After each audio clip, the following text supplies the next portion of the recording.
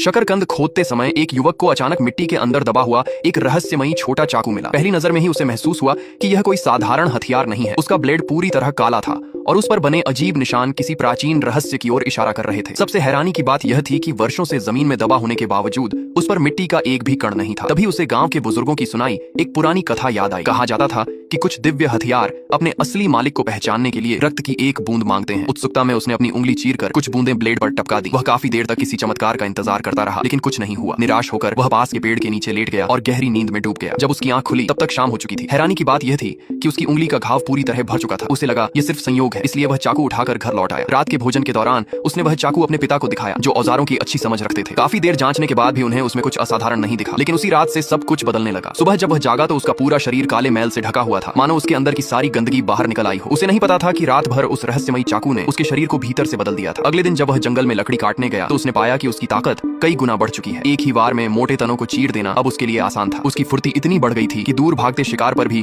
उसका निशाना नहीं चूकता था। शरीर हल्का लग रहा था और इंद्रियां पहले से कहीं अधिक तेज हो चुकी थी। इन अचानक आए बदलावों को देखकर उसे लगा कि शायद उसके अंदर कोई छिपी हुई प्रतिभा जाग गई है। उसे यह एहसास भी नहीं था कि इस शक्ति का असली स्रोत वह रहस्यमयी चाकू था। आत्मविश्वास बढ़ने के साथ उसने जंगल में बड़े शिकार का पीछा करना शुरू कर दिया। एक दिन उसने एक विशाल जंगली बकरी को अकेले ही ढेर कर दिया और उसे कंधे पर उठाकर गांव ले आया। जब लोगों ने यह नजारा देखा तो किसी को यकीन नहीं हुआ। जो युवक पहले साधारण ताकत रखता था वह अब कई 100 पाउंड वजन का शिकार अकेले उठा रहा था। उसके पिता को भी पहले यह सब किस्मत का खेल लगा, लेकिन जब बेटे ने सबके सामने लकड़ी के मोटे खंभे को एक ही वार में 2 हिस्सों में बांट दिया तो सभी दंग रह गए। अब किसी को शक नहीं रहा कि उसके अंदर कोई असाधारण शक्ति जाग चुकी है। अगले ही दिन उसके पिता ने लोहार से कई नए चाकू बनवाए ताकि शिकार के दौरान उनका इस्तेमाल किया जा सके। कुछ समय बाद वह अपने पिता और एक साथी शिकारी के साथ जंगल की ओर निकला। उसकी अद्भुत निशानेबाजी देखकर दोनों हैरान रह गए। चाकू हवा में बिजली की तरह उड़ते और सीधे लक्ष्य को भेद देते। कुछ ही देर में कई बड़े शिकार उनके सामने पड़े थे, लेकिन खुशी ज्यादा देर तक नहीं टिक सकी। शिकार के खून की गंध जंगल में दूर दूर तक फैल चुकी थी। अचानक युवक को महसूस हुआ कि कोई बड़ा खतरा उनकी ओर बढ़ रहा है। उसे समझ नहीं आया कि यह एहसास उसे कैसे हुआ, लेकिन उसके मन में बेचैनी बढ़ती गई। उसने सबको चेतावनी दी, मगर किसी ने उसकी बात को गंभीरता से नहीं लिया। कुछ ही मिनटों बाद